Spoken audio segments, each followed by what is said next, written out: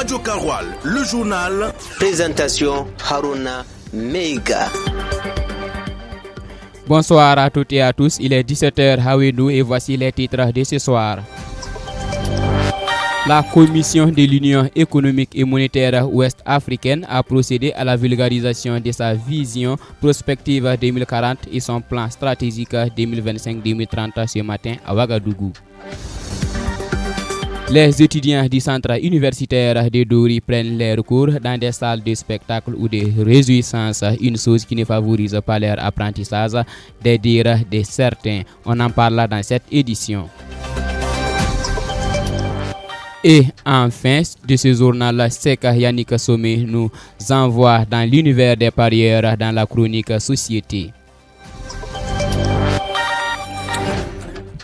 Une fois de plus, bonsoir mesdames et messieurs et bienvenue au journal de 17h sur les ondes de la radio au service de la communauté. Comme je l'annonçais en titre, la Commission de l'Union économique et monétaire ouest-africaine UEMOA a procédé à l'ouverture d'un atelier pour vulgariser sa vision prospective 2040 et son plan stratégique 2025-2030, baptisé Impact 2030 ce lundi 17 février 2025 à Ouagadougou. La substance de l'atelier dans cet élément de Issa Bamogo. Du 17 février au 21 mars 2025, les États membres de l'Union économique et monétaire ouest-africaine UEMOA vont tenir le même type de rencontre à l'instar du pays des hommes intègres. L'initiative est organisée avec l'appui du ministère en charge de l'économie et des finances de chaque pays. Une telle rencontre vise à favoriser l'appropriation collective de nouveaux référentiels en faveur des acteurs des secteurs publics et privés, de la société civile ainsi que les partenaires techniques et financiers. L'analyse rétrospective de l'Union montre l'accomplissement du progrès significatif dans plusieurs domaines comme la gouvernance économique, l'intégration régionale, le développement du secteur privé, l'aménagement du territoire, de l'environnement et de la sécurité alimentaire, selon Vieux Rachid Soulama, représentant le ministre de l'économie et des finances. Il a cependant souligné que l'espace communautaire fait face à des défis majeurs, notamment la crise sécuritaire, les tensions géopolitiques régionales et internationales, les mutations économiques et technologiques ainsi que les exigences d'une croissance durable et inclusive. Quant au commissaire de l'UEMOA chargé du département des politiques économiques et fiscalité intérieure, Mamadou Gado, il a rappelé la célébration des 30 années de l'institution le 10 janvier. C'est selon lui un bilan satisfaisant, un parcours dans un environnement en perpétuelle évolution auquel l'Union a su s'adapter pour poser des bases de l'intégration, a-t-il confirmé. Lui aussi reconnaît néanmoins que des défis majeurs restent encore à relever pour les prochaines années. Pour ce faire, selon Mamadou Gado, il faut impérativement la mise en place d'une bonne stratégie. En bref, à Ouagadougou, le président du Faso, le chef de l'État, le capitaine Ibrahim Traoré, s'est entretenu ce lundi 17 février 2025 avec le secrétaire d'État du Saint-Siège, le cardinal Pietro Parolin. À l'issue de son audience, le numéro 2 du Vatican a confié à la presse avoir transmis les salutations du pape François au président du Faso ainsi qu'à l'ensemble du peuple burkinabé. Il dit également avoir échangé avec le chef de l'État sur des questions de paix et de lutte contre le terrorisme. Il a apprécié la volonté du gouvernement de reprendre le contrôle de tout le territoire national et d'assurer les conditions de paix et de développement pour les populations. Au titre de la coopération strictement bilatérale, le cardinal Parolin salue les relations exemplaires entre les deux États et exprime la disponibilité du Saint-Siège à accompagner le pays des hommes intègres. Le centre universitaire de Dori, situé dans la région du Sahel au Burkina Faso, est un lieu d'apprentissage et de formation pour environ 800 étudiants. Ces étudiants traversent des défis pédagogiques majeurs qui entravent le bon déroulement des cours et leur réussite. Les reporters de la radio Kaoural se sont imprégnés des difficultés rencontrées par ces étudiants. Désiré Nikiema. La salle polyvalente de Dori est le cadre choisi pour acquérir le savoir pour les étudiants du centre universitaire de Dori. Certes, ce bâtiment ne possède pas les commodités d'un cadre pédagogique normal. C'est un espace de spectacle à la base, Une chose qui handicape selon Abdul Kader Bassani, un étudiant en promotion et santé animale, PSA. Le centre universitaire de Dori n'a pas été construit d'abord. Ça, c'est vraiment un handicap. Il y a également le manque de laboratoires. Depuis la création du centre universitaire, il n'y a pas de laboratoire d'abord. Pour les cours en ligne, il y a vraiment du matériel qui manque. On n'a que seulement deux écrans et les deux écrans là ne couvrent pas. À entendre le délégué général des étudiants Issa Zané, le cadre d'apprentissage ne constitue pas le seul problème. Il y a d'autres liés aux cours en ligne. La connectivité n'est pas efficace. Encore, on peut ajouter le problème lié au matériel tel que les projecteurs, les rallonges. Nous avons aussi les problèmes de salles. Nous avons au total 5 filières. Nous avons entre 14 et 13 promotions. Nous nous retrouvons avec 5 salles de classe. Pour améliorer le cadre d'apprentissage des étudiants au centre universitaire de Dori, Issa Zané lance un appel à l'endroit des autorités. À l'endroit des autorités, l'appel est que juste c'est la construction de l'université. Parce que depuis 2018, sa création, après nous avons appris que tout a été débloqué pour quand même que l'université soit construite. Jusqu'à présent, rien n'est fait. Selon Dr Sadou Toué, chargé de mission du centre universitaire de Dori, des solutions sont déjà envisagées. Nous sommes en train de faire une prospection dans la ville de Dori et en tout cas, nous allons trouver des salles. En tout cas, nous sommes en bonne voie de trouver des salles dans la ville de Dori pour que les anciens puissent faire leurs cours. Salle de cours inadaptée, voilà l'une des difficultés rencontrées dans le centre universitaire de Dori. Qu'en est-il de l'hébergement des étudiants venus des différents horizons de la région? Réponse dans nos prochains reportages. Toujours à Dori, cette fois-ci parlons de l'économie. Le conseil régional du patronat burkinabé du Sahel s'est présenté au corps constitué de la région du Sahel le samedi dernier. C'était dans la salle de réunion du gouvernorat du Sahel à Dori.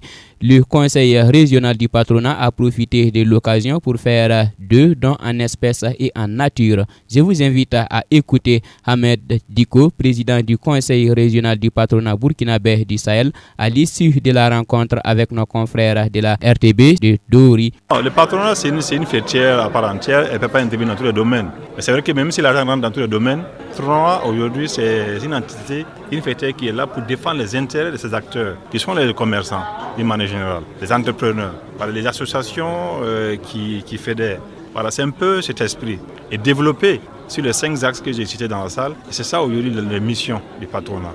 Vous savez, aujourd'hui, notre pays traverse une situation très difficile et nous avons la chance d'avoir des autorités qui sont très engagées pour le retour de la paix au niveau du pays. Et sans ignorer que la région de Sahel était la première région à être victime. Donc aujourd'hui, quand on regarde depuis les années 2016, nous traversons une situation très difficile à travers cette situation sécuritaire. Donc le Sahel, c'est un peu brésilien, certes, mais aujourd'hui, on est entouré des vaillants FDS qui se battent jour et nuit pour nous permettre de circuler librement dans le pays. Et c'est cela qui a motivé ce geste qui est un geste symbolique. Parce qu'aujourd'hui, le président Ibrahim Traoré a fait un appel à la solidarité au FDS. Il y a eu plusieurs canaux qui sont érigés dans le fonds d'appui au niveau de la sécurité. Et nous n'avons pas attendu qu'on nous interpelle. On a estimé qu'en venant ici ce matin pour présenter le bureau, on pouvait profiter, en même temps faire un don FDS. On a fait un don symbolique, comme je l'ai dit, c'est un montant de 5 millions. C'est pas beaucoup, mais on pense que ça pourra quand même faire quelque chose. Et en même temps, on a profité aussi à l'entame du mois de carême qui est pour bientôt, donner du sucre à nos femmes, à nos mamans, nos sœurs, afin qu'elles puissent démarrer le mois de carême dans la tranquillité. Donc c'est cela qui a motivé ce geste. Et ces femmes-là, sans ignorer que les femmes, les droits, les bénédictions, comme on dit les mamans, portent. Voilà pourquoi on a fait ce don à ces femmes-là aussi. Les bénédictions ajoutées aux actions qui mènent nos braves hommes, c'est sûr que d'ici là, on aura un retour très vite de la stabilité, la sécurité, la paix au Burkina. La page des sports, à présent, le ministre en charge de la communication, Pengrouende Gilbert Ouedraogo, et celui des sports, Roland Somda, assistés par plusieurs autres membres du gouvernement, ont donné ce dimanche 16 février 2025 le coup de pédale de la première édition du Grand Prix cyclisme radio-télévision du Burkina RTB sur le boulevard Thomas Sankara à Ouagadougou. Les détails avec Ismaël Joseph Bationo. Et ils étaient au total 95 cyclistes venus de 25 clubs qui ont pris part à cette course. À l'arrivée, c'est Soumaïla Ilboudo de l'association des jeunes cyclistes de Koudougou, AJCK, qui est reparti avec le trophée chez les hommes sur les 127 km courus en boucle après 3 heures 13 minutes 55 secondes avec une vitesse moyenne de 39,4 km/h. Il a été le premier à franchir la ligne d'arrivée. Il remporte ainsi le trophée de cette première édition avec des gadgets et la coquette somme de 1 450 000 francs CFA. Dans la catégorie féminine, ce sont au total 40 cyclistes issus de 13 clubs qui ont pris part à cette compétition. Elles ont couru une distance totale de 30,6 km/h, soit 6 tours fermés. Et à l'arrivée, c'est Awa Bamogo de l'Union sportive des forces armées ISFA qui a dévancé toutes ses concurrentes immédiates. Elle a couru les plus de 30 km en 52 minutes 9 secondes avec une vitesse moyenne de 35,206 km/h. Elle remporte le premier prix de cette édition 2025. Ce prix s'élève à 1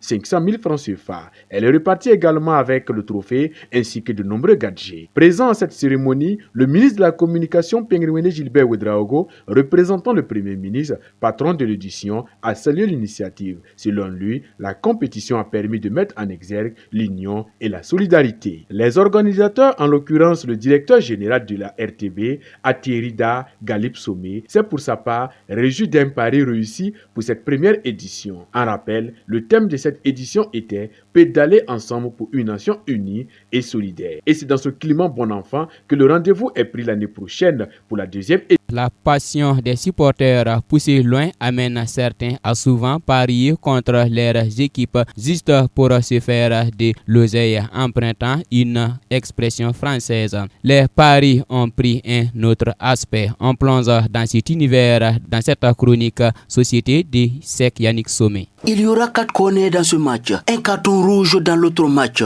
Les deux équipes vont marquer. Il y aura un penalty pour Bayern devant Celtic. Voici la combinaison XXL, ou plutôt 4+1 de mon cousin Joseph. Il n'est pas au kiosque PMU, mais ça n'a l'air. Sur son téléphone, dans l'application numérique du Paris Sportif, il use de tous les coupons pour espérer un 10 000 francs, un 50 000 francs et même plus avec seulement 100 francs CFA. Et oui, plus besoin de se déplacer pour parier. C'est croire que les hommes ont remplacé les chevaux. Avant, tu pouvais entendre que le 5 est tocard et le 3 outsider. Et c'est le 13 qui m'a tué. Il n'est pas arrivé. Aujourd'hui, les termes ont évolué. Tu peux entendre sur la combinaison de 17 événements, c'est le carton rouge de Bellingham qui m'a tué. Il faut voir mon ami Ali pour croire. Oh, est-ce que tu étais obligé de parler à l'arbitre? Ce n'est pas ta faute. C'est celle de Vinicius. Oh, pourquoi? Pourquoi même? Eh oui, Ali a raison de s'agiter. Avec sa mise de 1000 francs, il vient de perdre 800 800 francs CFA. Pendant ce temps, Joseph a cassé sa table à manger. Le seul événement pour lui faire gagner son coupon était aucune équipe ne va marquer entre Reims et Angers. Avant d'aller à la mi-temps, Angers marque. Il faut l'entendre qualifier les joueurs de Angers de tous les noms. Vous êtes quel genre de joueur même? Vous êtes obligé de marquer? Aller à la pause, c'est quoi même? Joseph et Ali ont oublié que les équipes sont aussi en train de travailler. Personne ne perd sciemment. Chacun défend son pain. Quel pain? Me demanda l'un des deux. Avant de répondre, il enchaîne. Va demander aux Ivoiriens qui perdent des matchs ou occasionnent des corners pour bénéficier du partage de gains entre eux et leurs amis complices. Ah, Joseph a peut-être raison sur ce coup. La loterie nationale de la Côte d'Ivoire, l'ONACI, s'était plaint pour qu'on interdise 1xBet dans le pays. Elle était au bord de la faillite. Et oui, voilà la réalité. Concurrence entre chez nous la Lonabé et 1xBet. Mon ami Mohamed dit que c'est plus fiable, sûr et probable de gagner en pariant sur 1xBet. Même si cela va lui coûter l'argent de la popote ou l'argent du carburant, ou encore la moitié de la scolarité de ses enfants. À l'école, dans son bureau, sous son hangar ou au grain, il faut les entendre débattre. Ce coupon, c'est le meilleur. Dommage que je n'ai même pas 100 francs pour souscrire. Attends voir. Il y aura 4 corners en première mi-temps pour ce match. Et ici, si tu mets, il n'y aura pas d'intervention médicale sur le terrain, ton coupon sera opérationnel. Oui. C'est le nouveau format de débat entre les jeunes.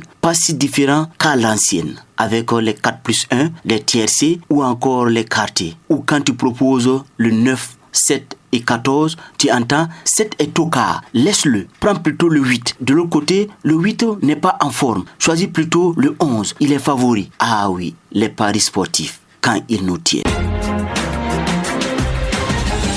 Radio Karoual, le journal. Présentation Haruna Meiga. C'est avec cette chronique que prend fin cette édition de 17h. La manipulation technique est assurée par Reloin de Désiré Ninkema. La version full day, c'est tout à l'heure avec Ismaël Konfi. À demain pour de nouvelles informations. Prenez soin de vous.